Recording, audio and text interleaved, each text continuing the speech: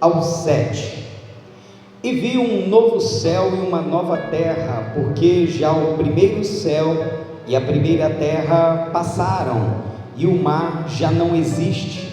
E eu, João, vi a cidade, a santa cidade, a nova Jerusalém, que de Deus descia do céu, adereçada como uma esposa ataviada para o seu marido. E vi uma grande voz do céu que dizia: Eis aqui o tabernáculo de Deus com os homens, pois com eles habitará, e eles serão o seu povo, e o mesmo Deus estará com eles e será o seu Deus. E Deus limpará de seus olhos toda lágrima, e não haverá mais morte, nem pranto, nem clamor, nem dor, porque já as primeiras coisas são passadas. E o que estava sentado sobre o trono disse: Eis que faço novas todas as coisas. E disse-me: Escreve, porque estas palavras são verdadeiras e fiéis. E disse mais: Está cumprido. Eu sou o Alfa e o Ômega, o princípio e o fim. A quem quer que tiver sede, de graça lhe darei da fonte da água da vida. Quem vencer herdará todas estas coisas, e eu serei o seu Deus, e ele será o meu filho. Amém. Irmãos, eu quero trazer aqui uma palavra para os irmãos, falando sobre as lições do céu. A igreja tem cumprido o seu papel, de certa forma, sendo uma comunidade terapêutica. A igreja, ela tem oferecido um suporte emocional para as pessoas, apoiado as famílias, trazendo uma palavra de salvação. Mas uma coisa que eu tenho percebido é que nós temos falado pouco sobre o céu. Este era o grande anseio dos cristãos do primeiro século. Assim que o Senhor Jesus foi assunto aos céus, começou ali a pregação da palavra de Deus, e sempre destacando sobre a volta de Jesus para buscar a sua igreja. Você pode ver que o apóstolo Paulo, quando ele fala aos Colossenses sobre a volta de Jesus, ele diz: e depois nós, os que estivermos vivos, seremos arrebatados. Capítulo 4 de 1 Tessalonicenses. Isso quer dizer, ele esperava que Jesus voltasse no tempo dele, e eles destacavam muito a mensagem sobre a volta de Jesus, sobre o céu. E às vezes nós temos trabalhado tanto para um suporte emocional, espiritual para as pessoas, mas temos deixado de falar do céu. E hoje eu quero, dentro dessa palavra aqui, o capítulo 21 de Apocalipse, que descreve de uma forma toda especial sobre o céu. Os irmãos devem ler todo o capítulo 21 e todo o capítulo 22 também, para ter uma dimensão do que Deus está falando ali, onde os justos viverão eternamente na presença de Deus.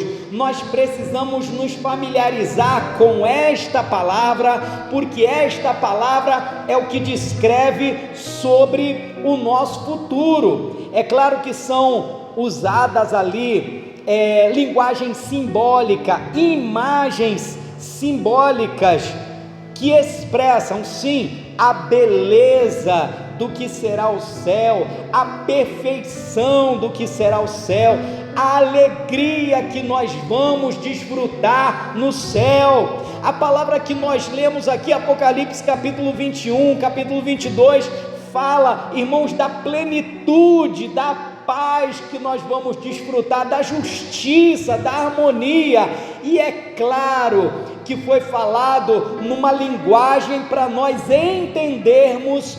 Porém, quando nós chegarmos no céu, nós teremos uma surpresa, porque o céu será infinitamente mais maravilhoso do que nós podemos imaginar. Mas estas palavras que nós lemos, que estão descritas aqui, elas nos encorajam a nós vivermos a nossa vida preparados para o céu.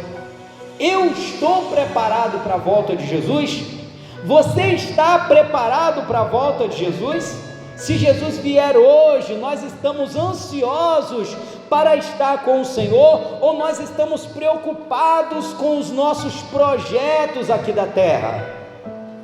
Esse texto que nós lemos, ele fala sobre o triunfo, a consumação do projeto de Deus para o homem, para a minha vida, para a sua vida. E esse tempo que nós estamos vivendo, ele é um tempo de preparação, de nós nos prepararmos para a presença de Deus, para habitarmos eternamente com o Senhor.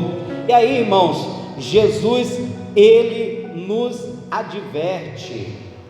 Mateus capítulo 6, versículos 19 e 20, nos diz assim: não ajunteis tesouro na terra, onde a traça e a ferrugem corroem, onde os ladrões minam e roubam, mas ajuntai tesouro nos céus, onde a traça e a ferrugem não corrói, e onde os ladrões não minam e nem roubam. Quando nós vamos para as palavras do apóstolo Paulo, ele também nos traz uma grande orientação em Colossenses capítulo 3, versículos 1 e 2, nos diz: portanto, se já ressuscitaste com Cristo, buscai as coisas de cima, onde Cristo está assentado à destra de Deus.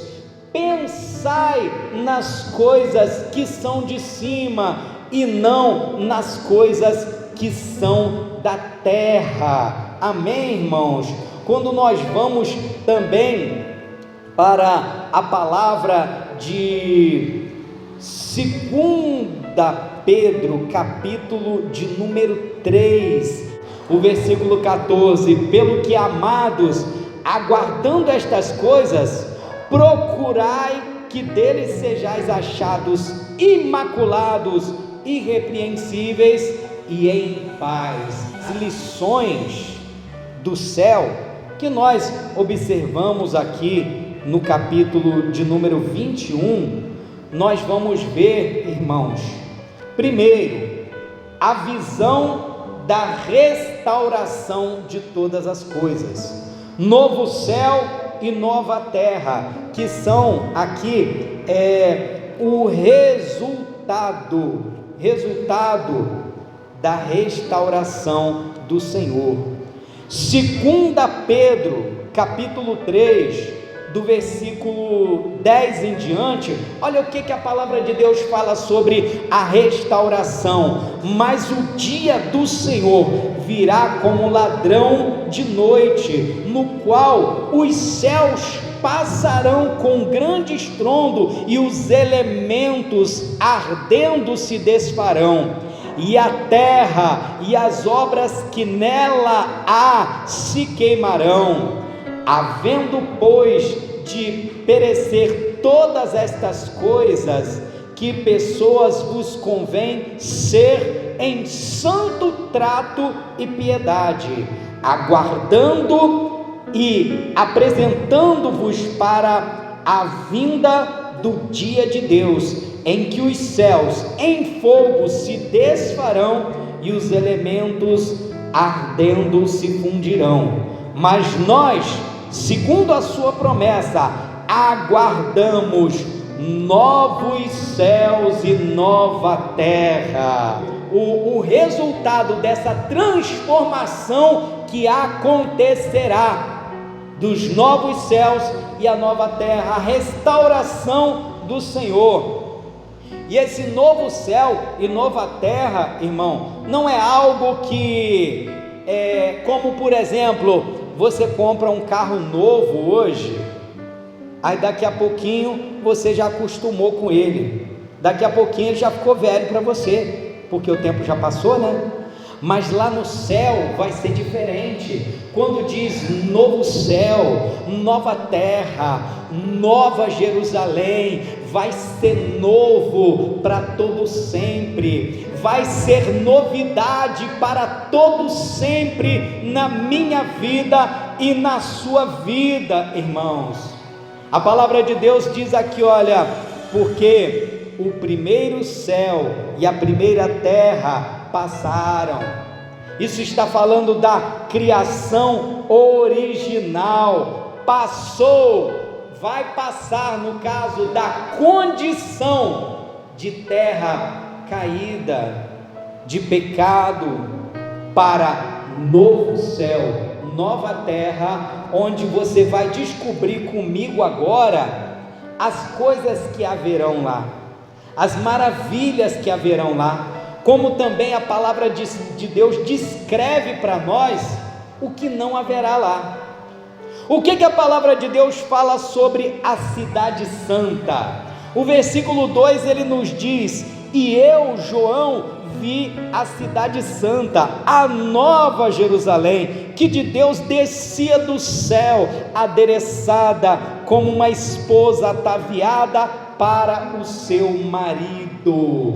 Que maravilha! A visão da cidade santa e os nomes aplicados na palavra de Deus para a cidade santa é Cidade Santa, Nova Jerusalém, Tabernáculo de Deus, noiva e esposa do Cordeiro, Santa Jerusalém, Jerusalém celestial e casa do Pai. Aleluia! Sabe por que ela é santa, irmãos? Porque não entrará ali contaminação nenhuma, ela será santa, santificada e separada constantemente para Deus. Também fala aqui que será a nova cidade, porque o seu vigor e a sua novidade serão eternos para nós. Aleluia! Por não existir o pecado ali, vai sempre estar em novidade para nós. E nós vemos aqui também que a palavra de Deus diz que é o tabernáculo de Deus. O que é o tabernáculo de Deus? É a habitação de Deus, mas não simplesmente a habitação de Deus, a habitação de Deus com os homens, a habitação de Deus com aqueles que receberam a Jesus como Senhor e Salvador de suas vidas, com aqueles que foram santificados pelo Senhor, a habitação de Deus com o seu povo. Também fala a noiva e a esposa do Cordeiro, porque será o lar dos remidos, do corpo de Cristo, a igreja do Senhor, a sua noiva que está sendo preparada pelo Espírito Santo de Deus. Também fala que é uma cidade celestial, é uma cidade celestial porque ela não é da terra, ela não é criada pelo homem, mas ela é do céu, e ela foi formada pelo Pai, como o Senhor Jesus destacou lá em João capítulo 14, na casa de meu Pai há muitas moradas, aleluia, para todo aquele que crê. Então, irmãos, vai ser precioso, eu te recomendo ler esses 2 capítulos, 21 e 22 de Apocalipse para entender tudo aquilo que vai ter no céu para nós. Mas eu ainda quero falar para você nessa mensagem as coisas que não haverá no céu. O que não vai ter no céu? Para eu saber, você saber, em primeiro lugar, não vai ter lágrima. Versículo de número 4 aqui: Deus enxugará de seus olhos toda lágrima. Não haverá lágrima, irmão, porque lágrima é sinal de sofrimento. E na vida, nós entramos na vida com sofrimento, nós entramos na vida chorando, nós saímos da vida chorando, nós sempre temos momentos de lágrimas nessa terra. Por quantas coisas nós choramos, talvez você já chorou hoje por alguma coisa que estava doendo em você, mas a palavra de Deus, ela declara que o nosso estado na glória vai ser um estado perfeito, onde não haverá sofrimento e por isso não haverá lágrimas. Glória a Deus. Mas o que não haverá no céu? Também não haverá no céu dor. Por quê? A dor, ela é uma consequência do pecado. Aqui na terra nós estamos sujeitos à enfermidade, aqui na terra nós estamos sujeitos ao cansaço, estamos sujeitos à fadiga, estamos sujeitos à depressão que traz para as nossas vidas doenças e dores psicossomáticas. Nós aqui na terra estamos sujeitos à ansiedade que traz dores musculares e tantas outras dores terríveis. Enfim, essa terra é um lugar de dor por causa do pecado, mas no céu nós receberemos um novo corpo, um corpo glorioso, nós seremos perfeitos e não estaremos mais sujeitos às dores deste mundo. Amém? Também não haverá no céu, irmão, a morte. A morte, ela é um resultado da queda do homem, porque lá no capítulo 2 de Gênesis, quando Deus dá a ordem ao homem, ele diz: você poderá comer de toda árvore do jardim, mas da árvore do conhecimento do bem e do mal não comerás, porque no dia que você comer, você vai morrer. E ali o homem experimentou a morte espiritual. E hoje nós vemos aí 3 tipos de morte que não dá tempo de falar hoje, mas nós temos a morte espiritual, nós temos a morte física, que é a separação do corpo e da alma, e também tem a morte eterna, que sofrerão todos aqueles que entrarão em condenação por não ter recebido a Jesus como seu Senhor e Salvador de sua vida. Mas a palavra de Deus, ela nos declara aqui em Apocalipse, no capítulo 20, versículo 14, nos diz assim: olha, e a morte e o inferno foram lançados no lago de fogo. Olha só, no céu não vai haver morte, porque a morte já vai estar lá no inferno. Deus vai jogar a morte lá no inferno, lá no lago de fogo e enxofre. Por isso não haverá morte no céu. Também não vai haver no céu, irmão, maldade e mentira. Não vai haver maldade, mentira, não vai haver pessoas que buscam prejudicar um ao outro, que buscam ofender um ao outro, pessoas que cometem crimes. Todos os dias nós ligamos a TV e nós vemos atrocidades que acontecem, porque pessoas cometem maldades, pessoas cometem mentira, engano. Mas o que a palavra de Deus nos diz aqui? Apocalipse capítulo 21, versículo 27: e não entrará nela coisa alguma que contamine e cometa abominação e mentira, mas só os que estão escritos no livro da vida do Cordeiro. Lá no céu não vai entrar maldade. Lá no céu não vai entrar ninguém que tenha maldade no seu coração, que tenha o desejo de praticar maldade, que tenha o desejo de praticar crime. Quem faz maldade com os outros, não, lá não vai entrar. Lá vai entrar aqueles que estão sendo transformados pelo Senhor, aqueles que estão sendo transformados pelo Senhor, abençoados pelo Senhor. Por isso não vai haver maldade, não vai haver mentira, nem crime, nem quem busque ofender ou prejudicar. Não vai haver, olha que legal, irmãos, não vai haver no céu tentação. Por quê? Primeiro, porque não entrará nada. Nós lemos aqui: não entrará nada que contamine no céu. Por isso não entrará ali tentação. E o agente da tentação, você sabe quem é? Quem é o agente da tentação? É o diabo. É ele que promove a tentação às nossas vidas.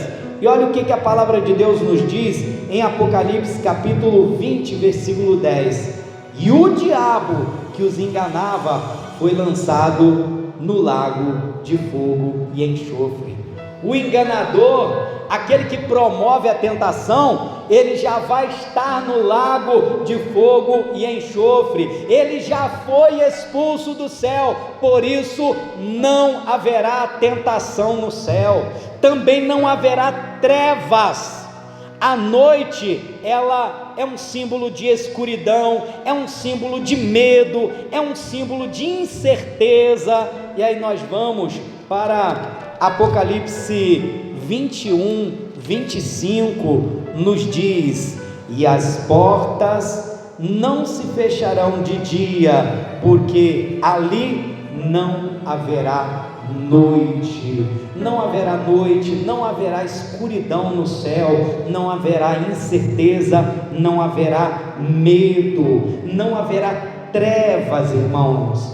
Então nós podemos nos regozijar em Deus, nos alegrarmos no Senhor. E por último eu quero falar sobre a ordem do que estava no trono, a ordem do Senhor Jesus Cristo, que diz: escreve todas estas coisas, escreve estas palavras, são verdadeiras e fiéis. O Senhor, Ele queria que João enfatizasse a importância do céu, a importância de entendermos do céu. Ele também queria que João, ele enfatizasse que o Senhor é a fonte da verdade.